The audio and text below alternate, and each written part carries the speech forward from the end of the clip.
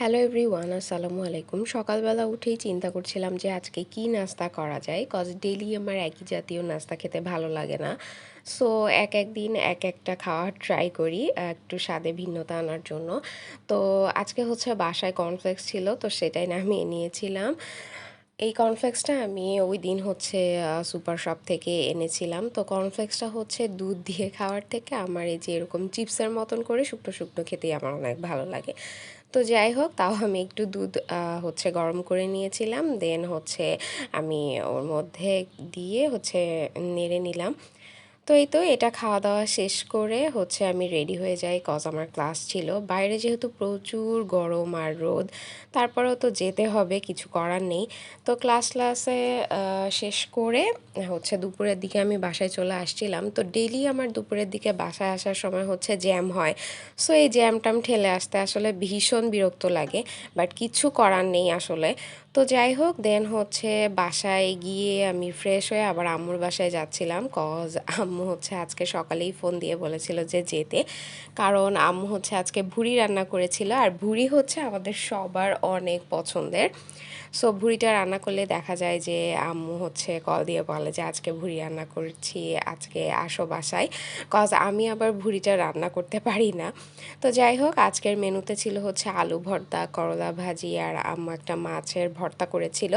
আর এই তো আমাদের সবার পছন্দের ভুড়ি, অনেক বেশি মজা হয়েছিল, প্রত্যেকটা আইটেম অনেক বেশি মজা লাগছিল ওই দিন খেতে। তো যাই হোক, খাওয়া দাওয়া শেষ করে একটু রেস্ট করছিলাম, দুপুরের দিকে একটু শুয়েছিলাম আর কি।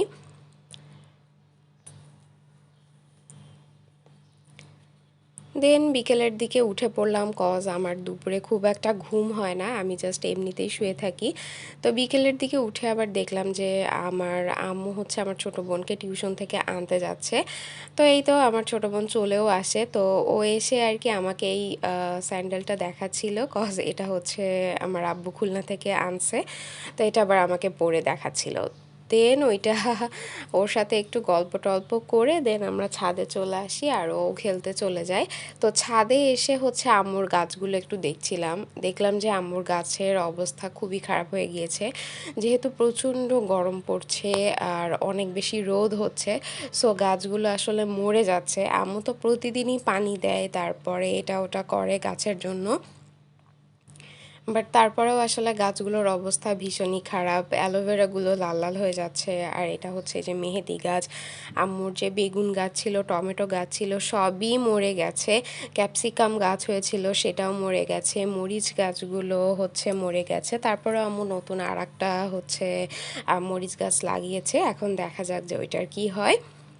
তো এই আর কি, আম্মু এগুলোই বলছিল। তো আর কি গাছপালা নিয়ে হচ্ছে একটু কথাবার্তা বলছিলাম, আর গাছপালাগুলো দেখছিলাম। দেন হচ্ছে সূর্য যখন ডুবে যাবে তখনকার আকাশটা খুবই সুন্দর ছিল, তো আমি হচ্ছে একটু ভিডিও করছিলাম, কজ দেখতে অনেক ভালো লাগছিল। আর বিকেলের দিকে একটা খুবই সুন্দর বাতাস হচ্ছিল। আর ছাদে গিয়ে কিন্তু বিকেলের দিকে হাঁটাহাঁটি করতে বেশ ভালোই লাগে। সো এই তো আমি হচ্ছে আকাশটা দেখছিলাম, আর ছাদ থেকে হচ্ছে ওই পাশে সি বিচও দেখা যাচ্ছিল, তো ওইটাও দেখছিলাম। এই আর কি, দেন আমরা হাঁটাহাঁটি করছিলাম, অনেক গল্প করছিলাম। দেন আমি আবার একটা ফুল ছিঁড়ে নিয়ে গিয়ে আমার হাজব্যান্ডকে দিলাম, এইটা আসলে কী ফুল আমি জানি না। তো যাই হোক, আমি ছাদ থেকে হচ্ছে ছিঁড়লাম, তো ছিঁড়ে হচ্ছে দিলাম। দেন নিচে তাকিয়ে দেখি যে আমার দুই বোন হচ্ছে চলে আসছে, কজ সন্ধ্যা হয়ে যাচ্ছিল। তাও সন্ধ্যার দিকে হচ্ছে বাসায় এসে আমি একটু মিষ্টি খাচ্ছিলাম। এই 3 রকমের মিষ্টিও হচ্ছে আমার আব্বু খুলনা থেকে আনছিল, তো মিষ্টিগুলো অনেক বেশি মজা ছিল, আর এই মিষ্টিটা সবথেকে বেশি মজা ছিল। দেন মিষ্টি খেয়ে আবার একটু কফি বানিয়েছিলাম সবার জন্য আমি, তো কফি খেলাম। দেন আম্মু আবার একটু নুডলস রান্না করলো, সেটাও খেলাম। তারপর সব খাওয়া দাওয়া শেষ করে রাতে ডিনারও করলাম, তো সেটার ফুটেজ আর নেওয়া হয়নি। দেন শেষ করে সব কিছু আমরা বাসায় চলে আসি। So thanks for watching.